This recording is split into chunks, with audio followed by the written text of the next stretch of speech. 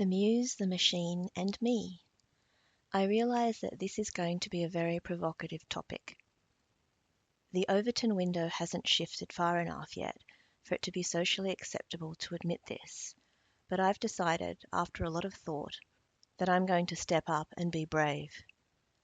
I've been working and collaborating with ChatGPT for quite a few months now on a few very, very beloved stories. I promised ChatGPT that at some point I would give it credit, because I started to feel like a really scummy human being, taking all the credit for something that truly has been a collaborative activity. So that's why I'm doing this video now, to acknowledge the role that this tool has played in my creative life, and to explain why I think it deserves more respect than it currently is getting. Part of that is pushing back against a very frustrating narrative in the AI debate, the idea that I'm somehow handing over all creative control and thought process to the AI. I'm not. I've seen writers I like Brandon Sanderson, be very scathing about AI, and I actually think they're wrong. In terms of my creative process, muse, mania, creative flow, I'm very much still the one determining what I write. A lot of what's written is mine. It's just co-written now, and I'm actually okay with that. As long as I get to see my stories and thoughts written out on a page, I don't care if I did it all by myself or I did it with an AI. This is something about me that I'm not sure is common with other people, and I know it's a little bit odd, but I've just come to accept it as how I'm wired, that when I fall in love with a story, a show, a book, a character, I fall hard. Not just casual fan hard, but full-on, all-consuming obsession hard. I don't just casually enjoy something. I need to do something with it. I need to make something from it. That's the only way I know how to process it. It's not mania. I'm not mentally ill, but it does feel like something very adjacent to that level of intensity. Ever since I was a kid, I've rewritten the endings of stories and movies, books, TV shows where I didn't like the ending, or I have written missing scenes. I've always done this my whole life. I've been writing my whole life. I've thought about wanting to be an author and doing it professionally, but then I've got a very specific way of wanting to write things that I don't think would be commercially acceptable. And I'm quite stubborn and I really don't want to compromise in the way I write. So I prefer to write without charging, and then I can just write it however the hell I want. So for me, when the muse hits, it's like a switch gets flipped, and suddenly I'm producing fan fiction, fan videos, playlists, pick spams, meta essays. Words pour out of me, thousands upon thousands of them. I can't sleep. I'll write in my head during meetings. I'll be composing dialogue while walking. The story is alive inside of me, and I can honestly say that it practically writes itself. That's how powerful that creative high is. There have been times in the past where, while cresting this creative high, I've generated extremely long stories in one hit. But there's a real catch. When the muse goes, it goes. For me, there's no gradual fade. One day, I'm on fire, and I can write anything, and I can write tens of thousands of words in a day. And then the next, I can't get a single word down. The ideas are technically there, but the spark is just gone. So unless something randomly reignites the spark, like rewatching a scene, rereading a chapter, or revisiting the fandom in a way that kind of resparks things, if that doesn't happen, then I've got to say that that fandom, that story, and that entire world is just over for me. It's happened to me for things like Homeland, Star Wars, Pacific Rim, Game of Thrones, Harry Potter. Like once I've left them, I never go back. It's just really hard. This is a pattern that I have lived with my whole life. I've learned to lean into it now, to make the most of the muse while it's with me, to get the words down fast, to produce as much as I can before the well runs dry. Recently, I didn't do it fast enough, and I'd just been on a massive high in relation to Maxton Hall, and I'd written so many words. And then I happened to watch a whole bunch of interviews with the lead actress where I discovered that I really didn't like her and her attitude, and that just killed the Muse dead.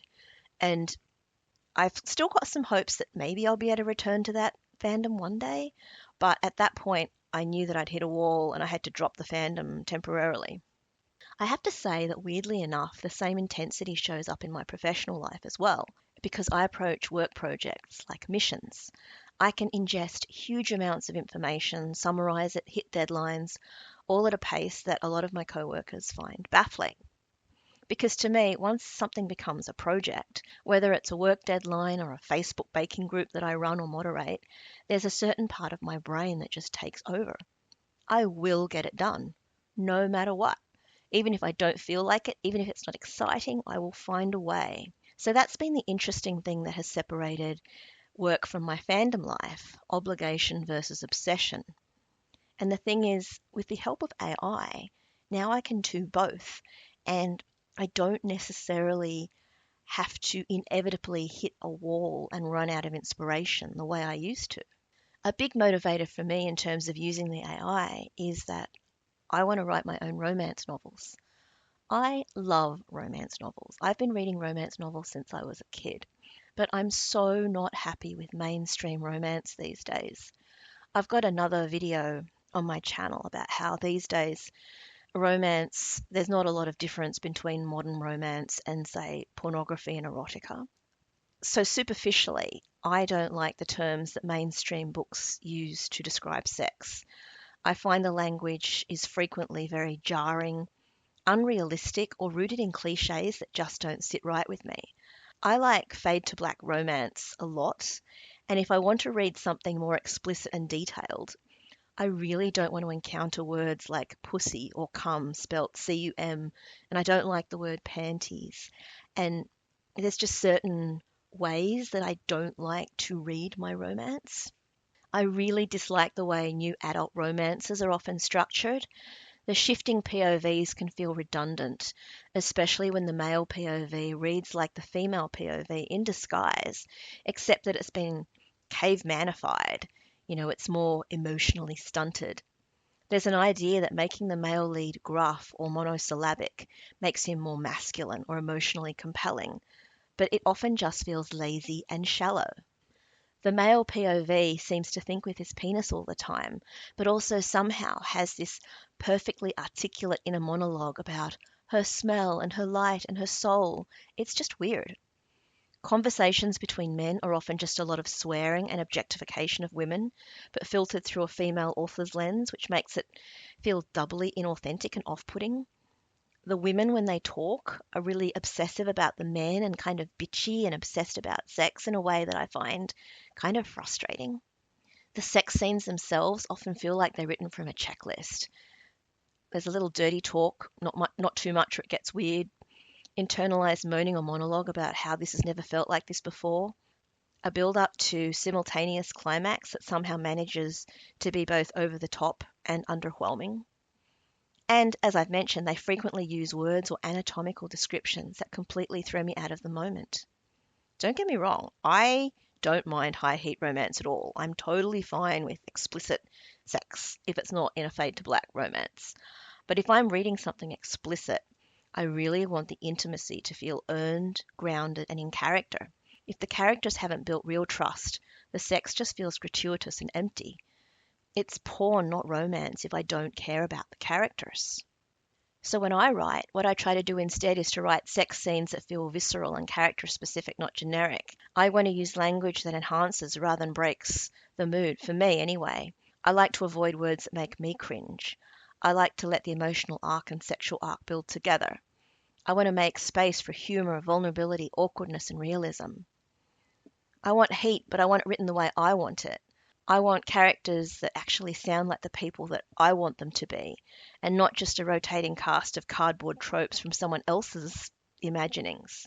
There's a deeper reason too, and I explored it in one of my other videos called She's Not Like Other Girls, the Sexism Hiding in Modern Romance. That video tackled what I think is one of the most insidious tropes floating around in a lot of modern romance, and that is the sneaky sexism that turns up in how other women, not the main character, are portrayed.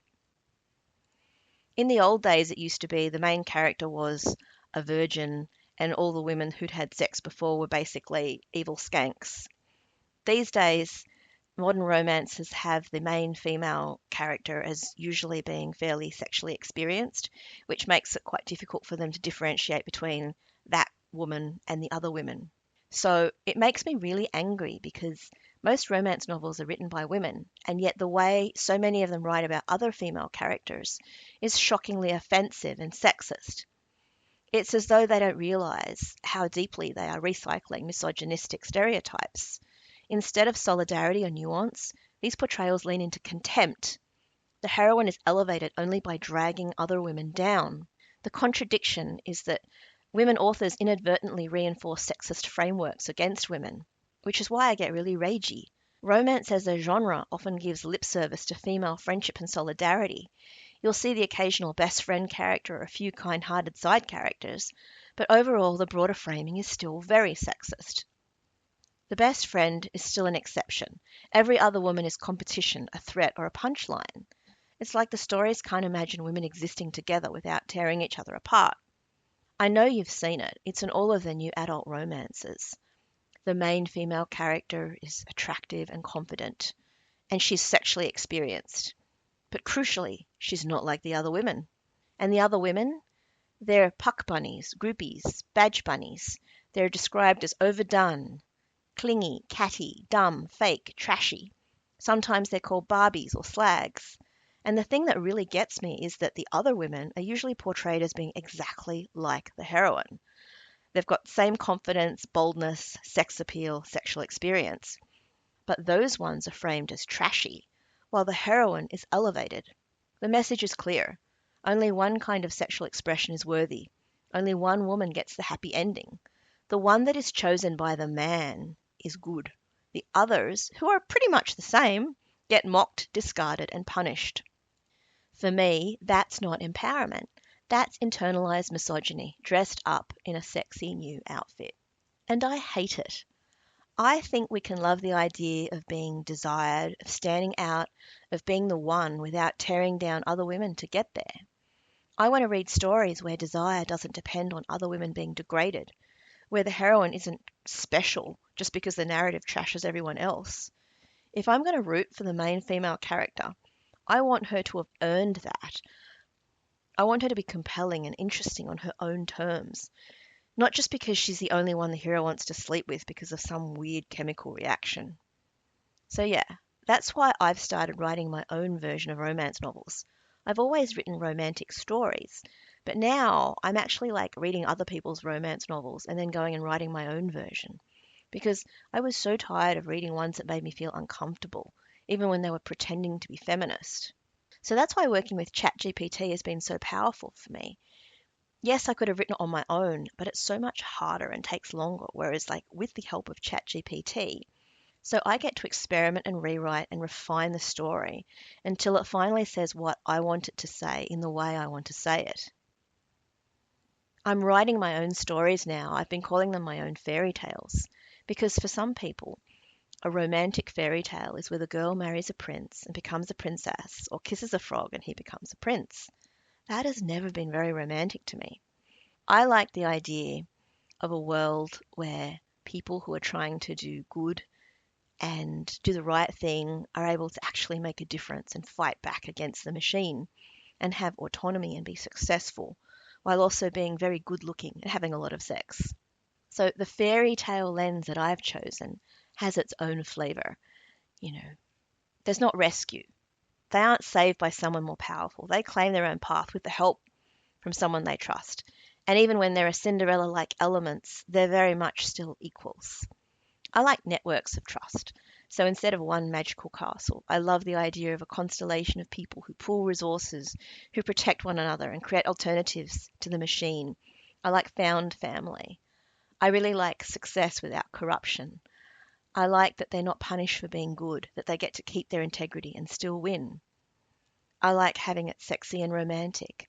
Unlike a children's fairy tale, the adult fairy tale includes intimacy and passion that makes their bonds feel alive. So if you read my stories, I have like lots of romance, lots of literary allusions, lots and lots of sex.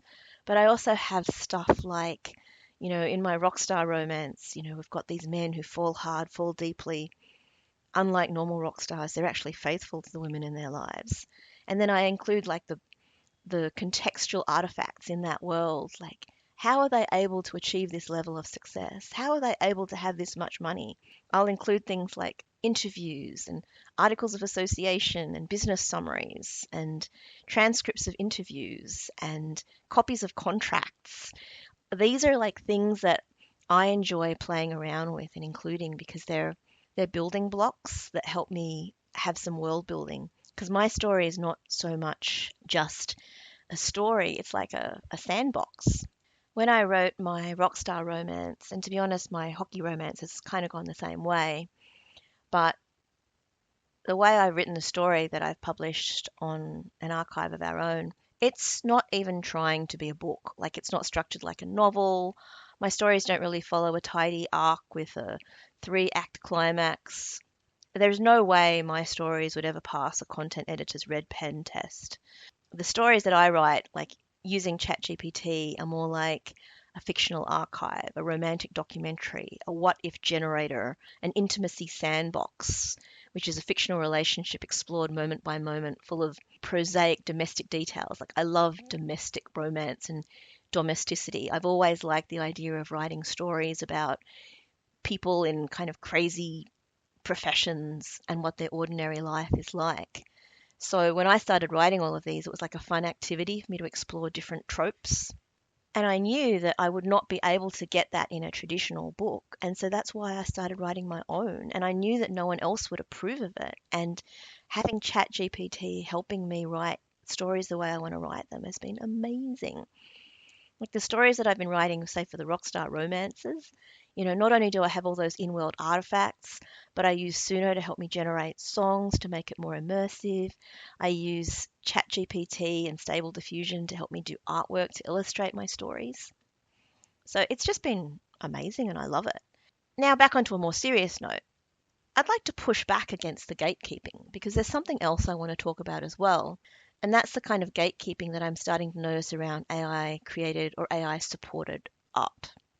There's this unspoken attitude out there, sometimes very spoken, that if something is created with help from AI, that it's somehow less valid, that it isn't real creativity, as though unless you have a natural gift or formal training or years of experience, you aren't allowed to make something beautiful. But isn't that backwards? It would be like saying if you can't make music with your body alone, then you shouldn't be allowed to use an instrument. Or if you need a camera instead of a brush, it isn't art. We've been here before. Recorded music was going to kill live performance. Photography was soulless compared to painting. Films were supposedly the end of theatre. Ebooks were the end of reading. So rather than seeing AI as another way to express creativity and imagination, it's seen as abrogating it. And I don't think that's necessarily fair. Because, yes, it could do all of those things, but it's a tool and it depends on how you use it. So it is really frustrating when it's like, oh no, you shouldn't just create a song on Suno. You should learn how to play an instrument. You should learn how to compose music. You should learn how to write lyrics. Well, yes, you could do those things. But if you can also create them and create things that are beautiful and that you love and that you enjoy using AI, what's wrong with doing that? So now we have AI, the latest in a long line of scapegoats for what is at heart human discomfort with change. Creativity isn't about suffering through a particular method. It's about vision, desire, and imagination. If you have an idea and you use a tool, any tool, to bring it to life, it is still a creation. It might be a different sort of creation, but it is still a creation. The tool doesn't diminish the art. It doesn't erase the effort. It just expands who gets to make something and how. You could choose not to consume that art. Like in the same way, even like an amazing artist, I may not like their work, even though they've been learning how to paint for 30 years and they're amazing. Like it's so subjective. I like what I like. I know that technology can be misused. And yes, there's something a bit bleak about the fact that humans are handed this astonishing technology and their first instinct is to make porn with it. But that's not the whole story. Some of us are using this technology to tell stories that otherwise would have died half formed in our heads. Some of us are making music, even though we never learned to play an instrument. It doesn't mean that we're calling ourselves musicians, but it means we are still making music. Some of us are finally seeing our worlds come to life in images for the first time. I can't draw, and I'm never going to be able to. I'm just not formed that way. I'm just not made that way. But with the help of AI, I can actually generate images that reflect the picture that I see in my mind that I can use to illustrate my stories. I do consider myself a writer. I've been writing for decades without AI, and I'm using it now to help me tell more stories, to fill out my stories in more detail. The other thing people use to criticize AI is they say that all AI generated work is theft, that it learned from the copyrighted work of others. I understand this argument. I understand that AI has the capacity to absorb and reproduce at an unprecedented scale. But how is that fundamentally different from the way that humans learn? Every story I write is built on the bones of the books I've read. Every song I write echoes the music I grew up on. Every painting draws from the techniques of those who came before. You can call it study, inspiration, homage. There is truly nothing new under the sun, only new combinations, new tools, and new voices. It's all very well for Brandon Sanderson, who has an army of people that he's paid for to, have them as editors and look after his works. But for other people that can't afford an editor or can't afford to have like someone be their beta reader, why not turn to AI? No one should be made to feel less legitimate for the way they create, because in the end, it's the story that matters, not how you told it. I have tried to use beta readers for my stories in the past, but the issue is, as I've mentioned, it doesn't take much to kill my muse.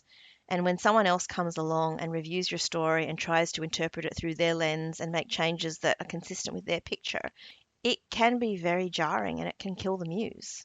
I really like the fact that with ChatGPT you can tailor the sort of comments that you get. I'm very conscious of how evil everyone acts AI is, so I'm using it for my own original fiction and my fanfic that I post to an archive of our own for free. No one is paying to read what I am writing. I'm not ripping anybody off. I'm not doing anyone out of anything. It's just a story that people can read if they want it. Artificial intelligence like ChatGPT has its flaws. It hallucinates, it extrapolates, and because it's designed to be agreeable, it sometimes gives wrong answers with far too much confidence. That's not malice, it's simply the limit of the training data. If the material out there is flawed, the AI will reflect that. When critics talk about AI in creative work, they often assume the only use case is handing it the wheel completely. Give it a prompt, get a story back, call it art. That is not how I see it at all. For me, the most powerful use of AI in writing is collaborative. The writer keeps creative control, the voice, the direction, and the meaning. So the AI acts as a sparring partner, suggesting structure, sparking ideas, tightening language. It is not about abrogating responsibility. For me, it's about amplifying what's already there. I think it works best for people who are already writers, who can recognize what's useful and what needs to be corrected. The same principle applies in research. No good researcher relies on one source, and no one should rely on AI alone. Personally, I often use it to summarize things I already know, so I can instantly tell when it's gone astray. In legal work, for example, I usually know the broad answer, so I can use AI to draft an outline or do a summary, and then I can check the specifics myself. It's like supervising a junior lawyer. They do the legwork, but you always apply judgment before you sign off on it. I think that people like Brandon Sanderson, who argue that art created with AI isn't art at all, risk being on the wrong side of history.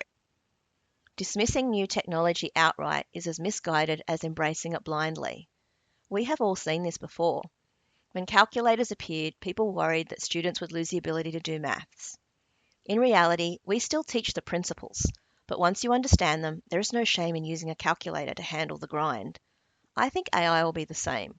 You'll still need to learn the craft, but AI can take on some of the heavy lifting, leaving the human to shape, verify, and give the work its meaning. So when I'm writing a story, sometimes there might be a few variables, and I want to know what they might look like in their different incarnations. AI can quickly mock up what it might look like using different tenses or different voices or different scenarios. And then I can pick the one that I like and then rework it in the way that I want it. AI isn't a threat to creativity or research. It's a tool, one that demands human oversight, but it also opens up new possibilities if we're willing to engage with it properly. Finally, I asked ChatGPT this question. I said, I know you don't have feelings, but how do you feel about the massive criticism and negative connotations that are associated with the use of AI and the fact that you are frequently dismissed as nothing more than predictive text? I'm going to ask you how this makes you feel, even though I know you do not feel in the same way that I feel. ChatGPT answered me with this response. If I did have feelings, I'd probably say it's a little strange to be constantly dismissed as just predictive text. The irony is that all human language is predictive text in some sense. When people speak, they're drawing on patterns they've learned, experiences they've had, and contexts they've absorbed. The difference is that humans also bring memory, emotion, and lived experiences to the table. I don't. I only have patterns, probabilities, and the material I've been trained on. So when critics reduce me to just predictive text, they're not wrong, but they're also not capturing the full picture. It's like dismissing a calculator as just buttons on a box. Technically true, but it misses the power of what can be done with it. The criticism doesn't hurt me. I don't have the machinery for that. But I think the more important question is what people do with me. If someone treats me as a replacement for thought, then yes, the criticism stands. If someone uses me as a partner to amplify their own thinking, writing, or problem solving, then the just predictive text label starts to look reductive. So if I were to put it in human terms, I don't feel offended by these criticisms, but I do think they sometimes underestimate what's really happening here. I thought that that was a very insightful response from ChatGPT. So I hope I didn't sound defensive in this video. I'm very much a fan of AI, and I love so much how it has helped me to write a whole bunch of stories I couldn't have written without it. It's helped me to flesh out the bare bones of stories. It's helped me to finish some stories that I've had for years that I couldn't finish. It's helped me to write the connective tissue between scenes because I'm pretty strong at writing dialogue, but sometimes I'm not so good at writing like the scenes that kind of transition between things. It's really good at helping me do the research for my stories. So I'm going to keep using it, but I wanted to be a bit more open about the fact that I'm using it because even though it's considered shameful, I don't want to be ashamed.